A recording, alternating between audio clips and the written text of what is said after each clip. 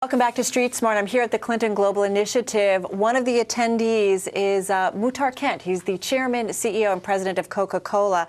Great to be talking with you again. To be here again. And Muhtar, what's interesting, it comes on a day when the IMF has brought in global growth estimates. What signs are you seeing? You guys sell all around the world. What signs are you seeing of any kind of slowdown globally? Mixed signs. Mixed signs. There's a lot of decoupling going on. There's the Asian economies, Latin America, Eurasia, Africa, all generating internal growth, all generating increases in GDP, and our business is doing very well in those economies. And then you've got Western Europe, Japan, and the US, where growth is more difficult to have. And there's a handful of businesses or companies or brands that can crack the code for growth in those markets.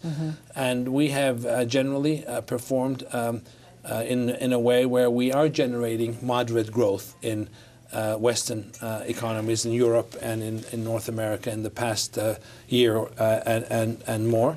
But it is tough. The consumer is mixed, particularly in the southern rim of Europe, very mixed. The crisis specifically, Muhtar, do you see that uncertainty, the questioning, what's going to happen with Greece, what's going to happen with Italy, what's going to happen with Spain? Do you see that impacting you guys directly? We don't, naturally, if all of that wasn't happening, we would be generating better growth. But we are still able to grow ahead of our long-term growth targets globally. And we are generating moderate rates of growth in Europe and in North America. However, the consumer is mixed, is confused. The consumer can't see too far down. So there's a lot of mist in the air. Right. And normally businesses don't like mist in the air, and they like clarity, and they love to invest when there's clarity, and they invest more when there's clarity. So there is a general tendency of deleveraging and of being very wary of the next year or two in Europe particularly. Are you holding back on any investments in Europe? No, that's the thing about we have been investing. In fact, we've ramped up investments during this crisis. And that's why we are generating growth. We are able to crack that code for growth. Our brands are stronger than ever before. Right. And our bottlers' appetite for investment, our partners around the world. Well, I just finished another meeting with our partners last week. The appetite for investment is very high. And our brands are stronger than ever before. We have now $14 billion brands around the world. And we are growing. However, it is a tough environment out there. There's a lot of... but it's not making you nervous. I mean, you're expanding. You're still moving... We're investing. We're investing ahead of the curve. You're raising money. Like you're... And if you look at where we're investing here in North America. In the last 3 years, we've invested $10 billion here in North America. We're creating jobs here in North America. We're investing in Europe. And we're investing in the emerging markets. I'm going this coming week to Russia to open a new plant. I just came last Friday from Ireland to where I opened a new plant. We were talking about this in the newsroom about Russia because it's been a difficult market, difficult economy. Why Russia? Why now? Well, this is not now. This has been an investment that's been going on now for the last 2 years. And because our business is growing in Russia, it needs more factories, it needs more infrastructure, more capacity, more distribution. So you feel comfortable to add on to that? And we're very comfortable, and we'll be continuing to add, but not just in Russia. In Africa, in the next 5 years, we'll be investing $10 billion in Africa. $10 billion in Africa to create more employment and more infrastructure. So, and I think the thing to note is that we have, in the last 3 or 4 years, we've added roughly 150,000 employees globally. So we now employ more than 770,000 employees in our Coca-Cola system around the world. One of the biggest private employers in the world, and we're continuing to expand and grow. That's a great point, because you know job creation here in the United States is such a difficult policy. Talk to me about plans for job growth here in the United States specifically, and if Washington is bringing out the right plans in terms of helping companies create jobs. I think it's a complicated issue here in the United States because it's not something that has happened as a result of the last 3 or 4 years. All the way back to from 1999 to 2007, we created 27, 28 million jobs here in the United States.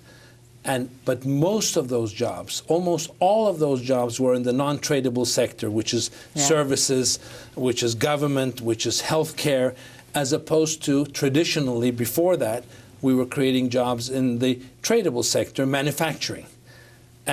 So our economy has evolved over the last 2 decades into one that is not creating jobs in the manufacturing sector, not creating jobs in the tradable sector.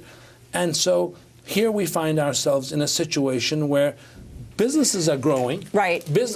Companies are healthy because of the way they've been managed, but they're not generating employment. So is there something Washington can do, you think, to help that? I mean, are you guys planning to hire more in the U.S.? We have hired more this year. Yeah. We've hired more. We've invested more. I'll be opening a brand new facility, an investment in Brunswick, New Jersey, that's going to add 1,000 jobs to New Jersey this year. So you're not getting cautious at all with the economic backdrop of people potentially talking, could we get another recession? Not holding you back. Look, I think, is it going to be a short road out of this tunnel? No.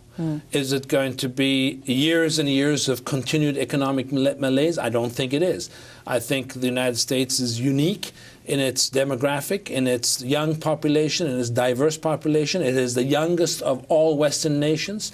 Only 25% of Americans will be over the age of 60 by 2020 versus 41% for Japan or versus 32% for Europe. So we are a young population, diverse. 50% of everyone that has a degree or a profession in the world that emigrates come into the United States. Right. So we have a great future.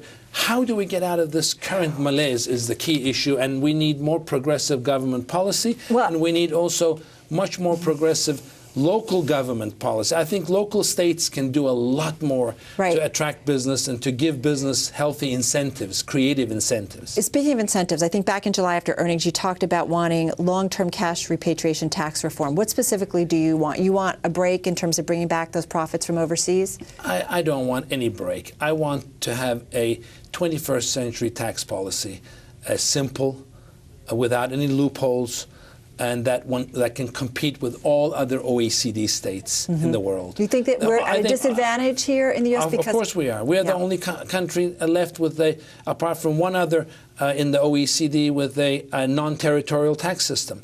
It has got thousands of exceptions to it. The current, because it's been added on. It's been just like a piece of cloth with many holes in it. And I think that the United States deserves a 21st century tax policy, an affirmative, progressive tax policy, tax code, tax regime, tax architecture. Let me ask you, I want to go back to North American sales, because I have to tell you, I was surprised when I looked at the average 2-year growth of North American sales, because all the criticism of people who talk about, hey, your business, North America or the U.S., it's not doing well. Average 2-year growth for North America was nearly 18% according to our data. That far beat out any other major region. North America is still a very important market. It is an important market for us, and I think the health of our business is that we are able to grow our volume numbers in North America and our revenue numbers in North America, albeit somewhat more moderate than our emerging markets. We are generating growth in North America. We're generating growth in Western Europe. Right. And so despite everything that's going on. And I think that is a testament to the health of our business, and we're generating that growth not because of what we've done in the last quarters, but what's happened in the last 3 years, how we've invested in our brands, how we've created an infrastructure, and how we're communicating with our consumers, and how we're generating, commercializing innovation like this package, this bottle that you're seeing here, which is an innovation itself.